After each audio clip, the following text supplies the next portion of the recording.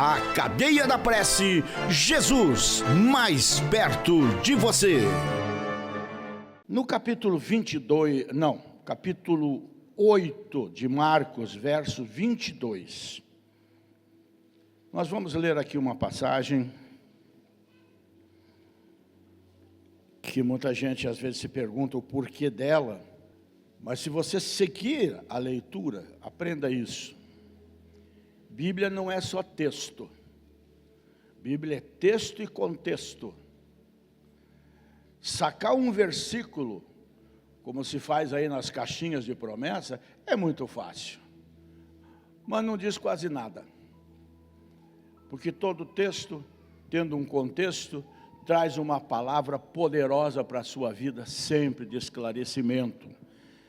E se nós lêssemos como normalmente se faz, apenas o milagre, e não a aplicação do milagre na sequência, ele ficaria muito reduzido no seu entendimento. Então vamos ler assim a partir do verso 8 do capítulo 22 de Marcos. Aliás, só Marcos fala desse milagre. E chegou Jesus a Betsaida, e trouxeram-lhe um cego, e rogaram-lhe que lhe tocasse. E tomando o cego pela mão, levou-o para fora da aldeia, não fez no meio do povão, cuspiu-lhe nos olhos, e impondo-lhe as mãos, perguntou-lhe se via alguma coisa. E ele, levantando os olhos, disse: olha, eu vejo os homens, mas eu os vejo assim como se fossem árvores que andam. Depois tornou Jesus a pôr-lhe agora as mãos nos olhos, e ele, olhando firmemente, ficou completamente restabelecido, e já via ao longe e distintamente a todos. Então Jesus o mandou para casa, dizendo: não entres na aldeia, não anuncie nada. E saiu Jesus e os seus discípulos para as aldeias de Cesareia de Filipe, e no caminho perguntou aos seus discípulos, dizendo: quem dizem os homens que eu sou? E eles responderam: João Batista, e outros Elias, mas outros um dos profetas. E ele lhes disse: mas vocês, quem é que vocês acham que eu sou? E adiantando-se, Pedro respondeu, dizendo: tu és o Cristo, o Filho de Deus. E ademoestou-os para que a ninguém dissessem aquilo dele. Poderia até acrescentar aqui, ainda. E começou a ensinar-lhes que importava que o Filho do Homem padecesse muito, que fosse rejeitado pelos anciãos, pelos príncipes dos sacerdotes, pelos escribas, e que fosse morto, para que depois de 3 dias ressuscitasse. E dizia abertamente essas palavras. E Pedro o puxou à parte e começou a repreendê-lo, dizendo, conforme está no texto lá de Mateus, de modo nenhum isto vai acontecer contigo. Mas Jesus, virando-se e olhando para os seus discípulos, repreendeu a Pedro, dizendo: retira-te de mim, Satanás, porque não compreendes as coisas que são de Deus, mas só as que são dos homens. Amém? Assente-se nesse mesmo espírito.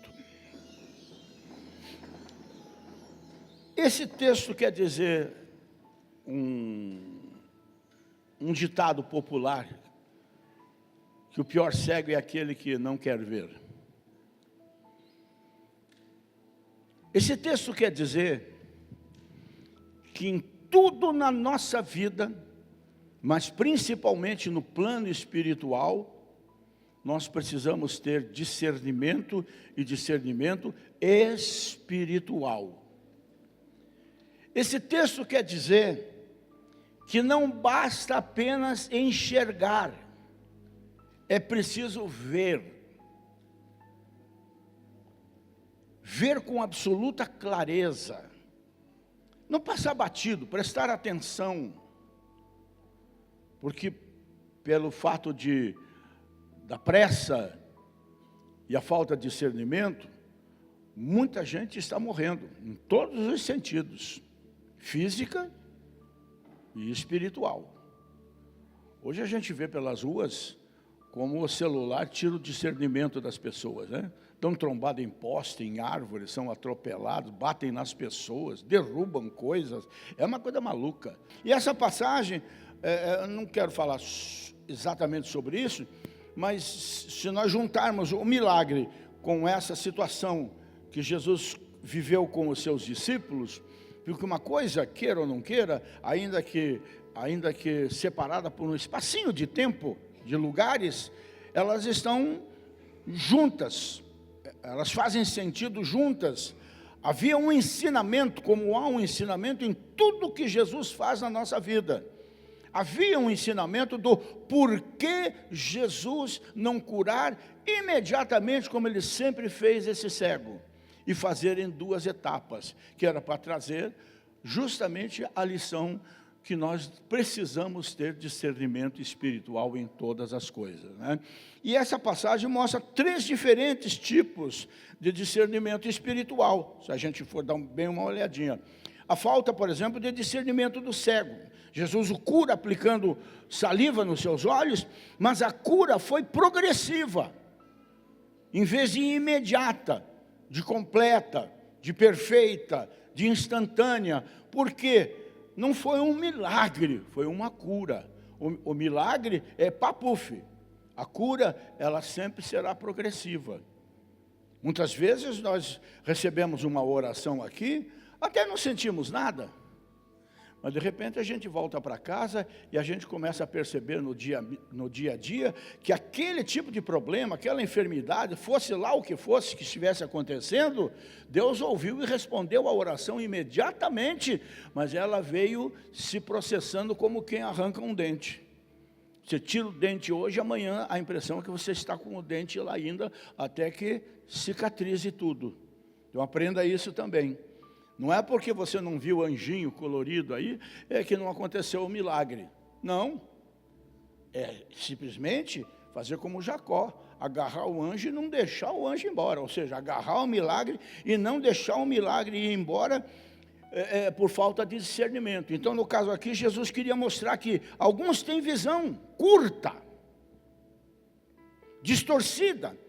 Embora tocados por Jesus, o homem ainda não tinha pleno discernimento, e hoje muita gente não consegue entender isso. Vem para a igreja doente, endemoniado, empobrecido, lascado na vida, desenganado pela família, por si mesmo, pela sociedade. Chega, como diz o gaúcho, mais quebrado que arroz de terceira. Aceita Jesus e as coisas começam a mudar instantaneamente na sua vida, mas ali na frente parece que breca, para. É claro, a água só sai da torneira enquanto a torneira estiver aberta.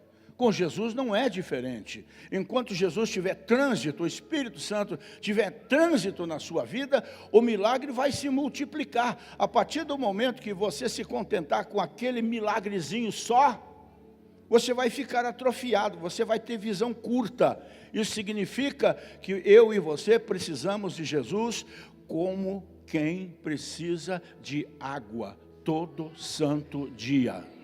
Ou vamos morrer de sede, como quem precisa de pão todo dia, ou vamos morrer de fome.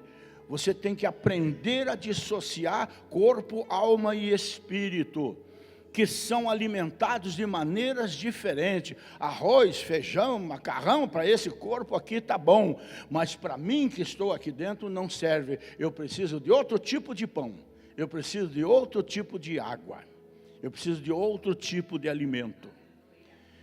Então não basta vir para Jesus, tem que permanecer e crescer em Jesus, conhecer Jesus, se aprofundar no conhecimento de Deus na nossa vida.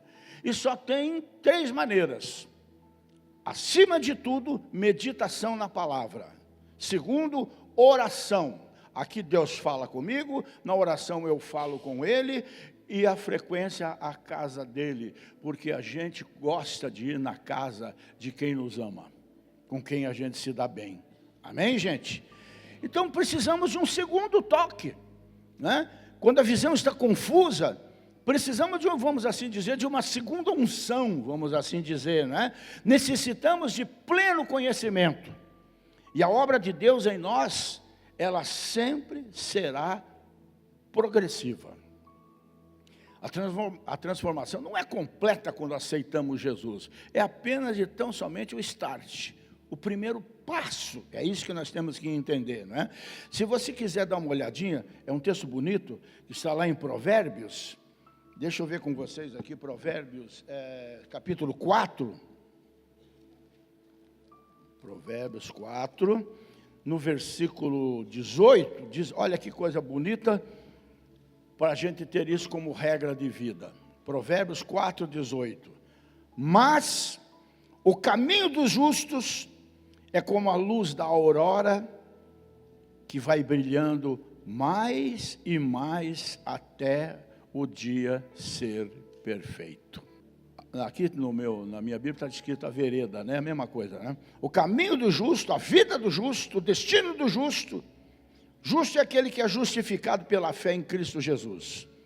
É como a luz da manhã, que vai brilhando, mas o sol vai nascendo lá no horizonte, vai subindo, vai amarelando, vai ficando laranjado, de repente amarelando, e de repente aquilo é um brilho só, até o dia ser perfeito. Isso quer dizer, nós precisamos de vida, vida abundante, foi o que Jesus veio trazer, e que nós podemos buscar nele sempre, né? Então, vemos aqui, que depois do segundo toque, o homem passa a ter pleno discernimento.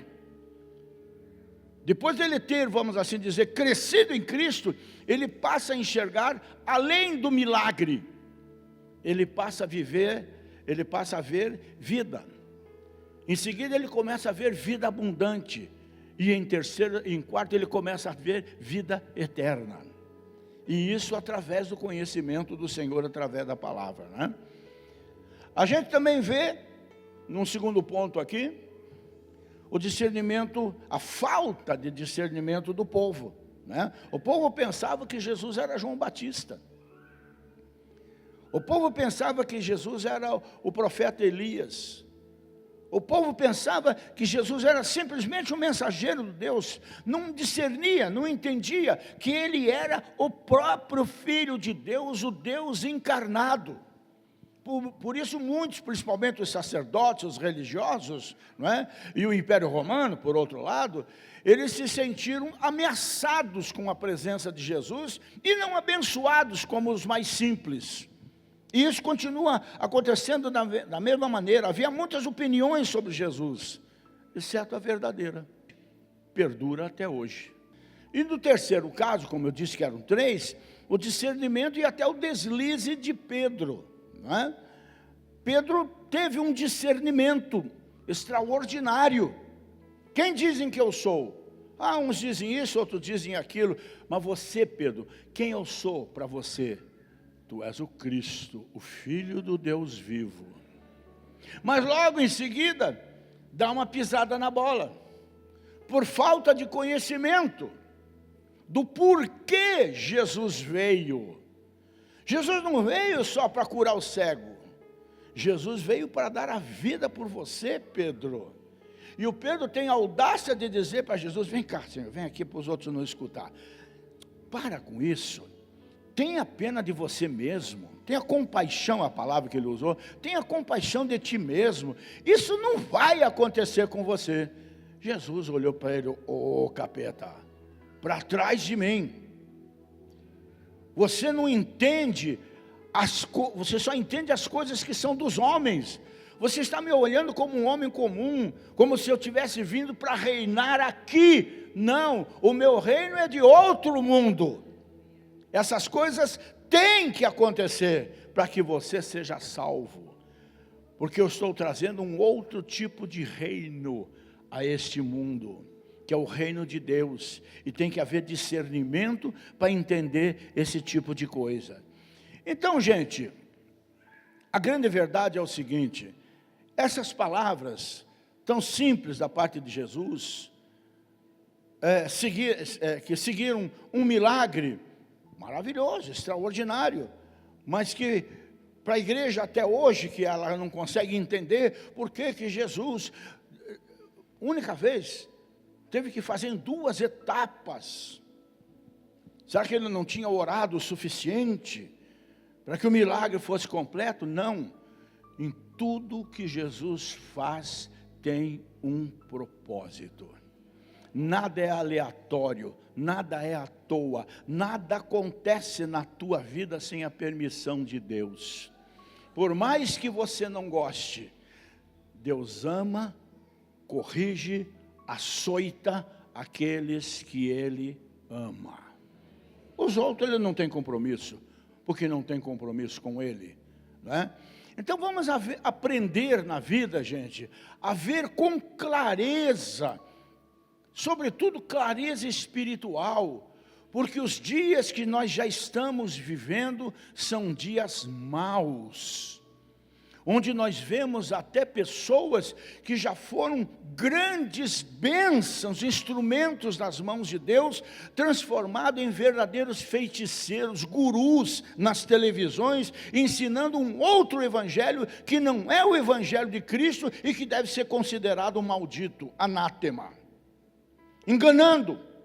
Mas só engana quem não tem discernimento, só engana quem não tem conhecimento. Está para chegar o dia que vão aparecer pessoas que vão ali na praça Tiradentes e, como Elias, vão fazer descer fogo do céu. E quem não tiver conhecimento vai pensar que é o próprio Senhor. E será uma manifestação do anticristo.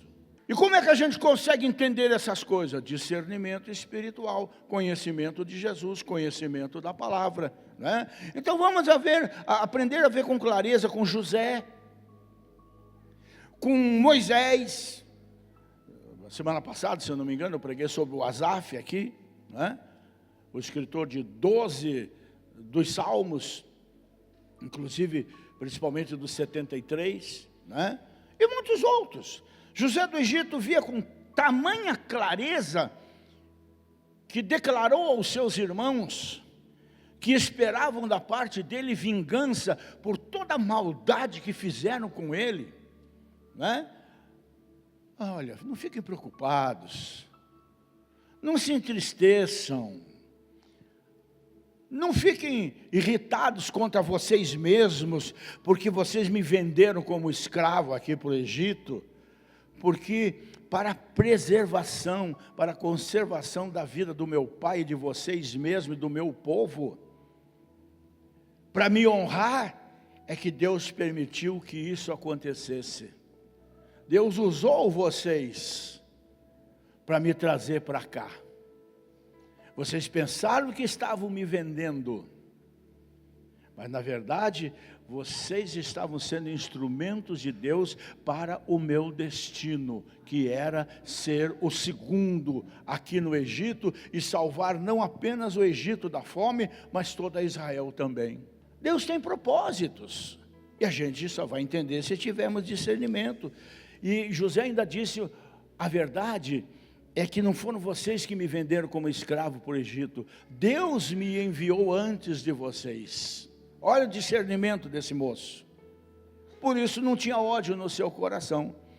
Moisés, por outro lado, foi capaz de trocar os prazeres da corte, onde ele foi criado, nos seus primeiros 40 anos de vida, como filho da filha de Faraó. Os tesouros da corte de Faraó, coisa que eu assisto tanto nos documentários, era uma riqueza absurda, absurda. O ensinamento. Gente, até hoje a humanidade não consegue entender a genialidade dos engenheiros, dos construtores do Velho Egito. Não consegue entender que tecnologia era aquela que permitia que eles colocassem uma pedra de 100 toneladas lá em cima na pirâmide. Não consegue entender até hoje. E Moisés foi criado neste meio espetacular, não é isso? Mas trocou toda esse fausto, essa riqueza, esse conhecimento, simplesmente pelos oprimidos de Israel. né? Porque contemplava o galardão que haveria de receber um dia, e via aquele que é invisível, coisa que não era permitido aos egípcios, porque a falta de discernimento espiritual deles era tão brutal, que eles adoravam animais, eles adoravam o sol, eles adoravam serpentes, como se fossem os seus deuses. Por um lado, uma riqueza espetacular, um conhecimento extraordinário. Por um outro lado, era um bando de otários, né, espirituais, né? É uma coisa impressionante isso, eu fico assim, né?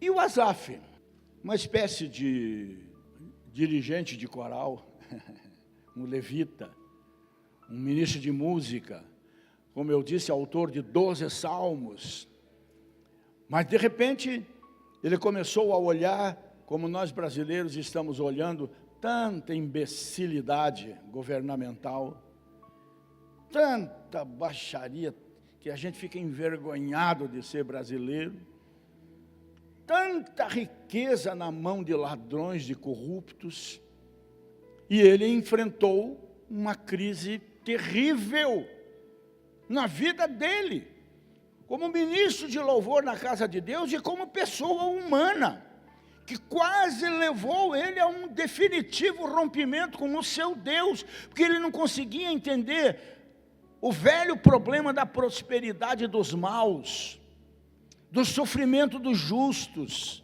E ele pelo menos foi honesto, ele disse: eu cheguei a ter inveja deles,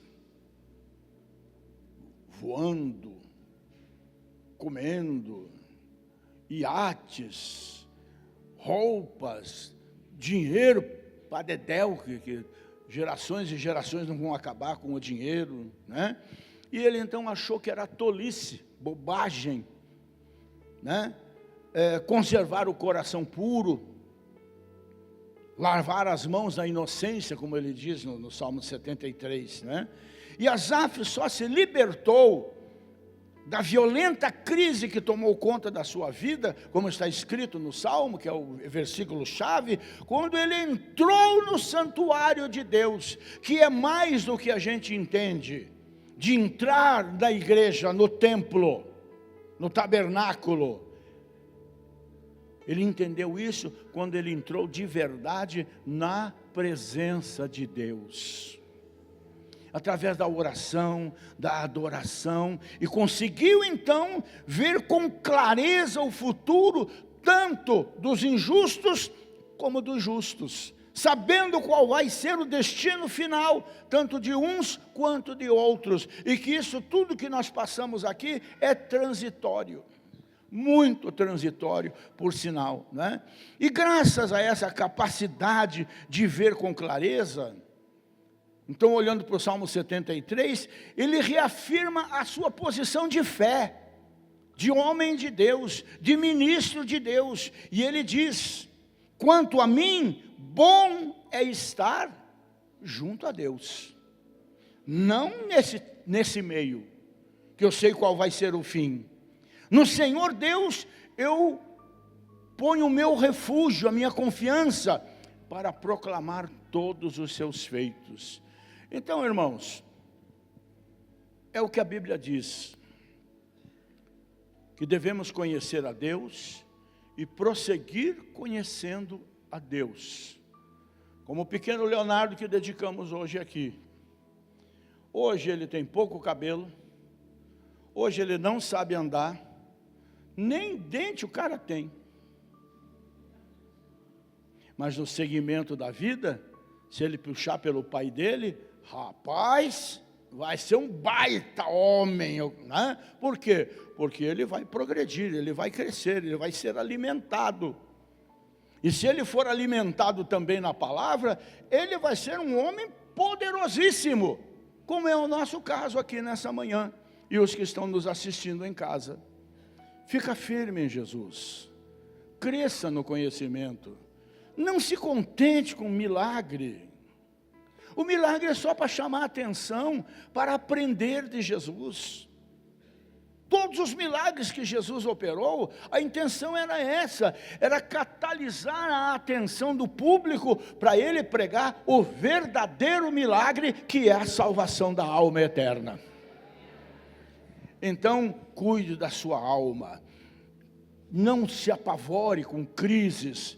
Gente, nós somos brasileiros, nós somos mestres em crise. Eu, dos meus quase 75, já passei por umas 150 crises nesse país. E sobrevivi. E sabe o que vai acontecer agora? Vou sobreviver de novo. Não tenho que me preocupar com isso. Eu tenho que me manter firme nas mãos do Senhor.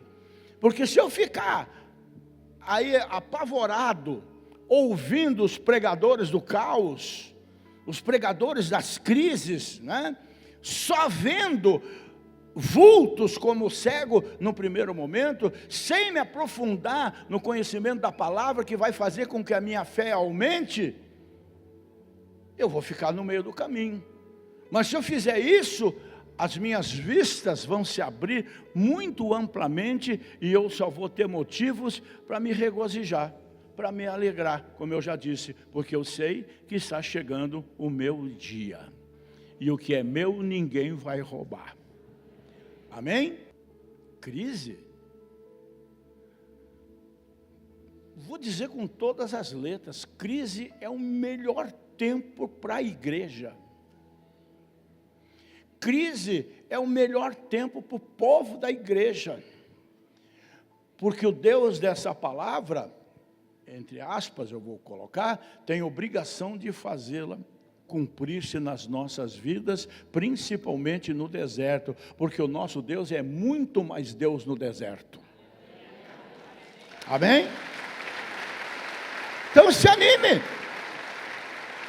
Se anime. Pega esse filho aí, que estudou na faculdade, e bota ele na escola bíblica dominical para aprender alguma coisa na vida. Né? Faz a matrícula dele no Instituto Teológico, para ele conhecer um pouquinho mais de Deus, né? Aquele que se decide a parar até que as coisas melhorem, infelizmente vai verificar mais tarde, né, que quem não parou, está tão para frente que a gente já não vai mais conseguir alcançar. Então, levante-se, ande para frente, olha para o teu futuro, porque o teu futuro é brilhante, iluminado pelo sol da justiça, que é o Senhor Jesus Cristo. Amém? A Cadeia da Prece, Jesus mais perto de você.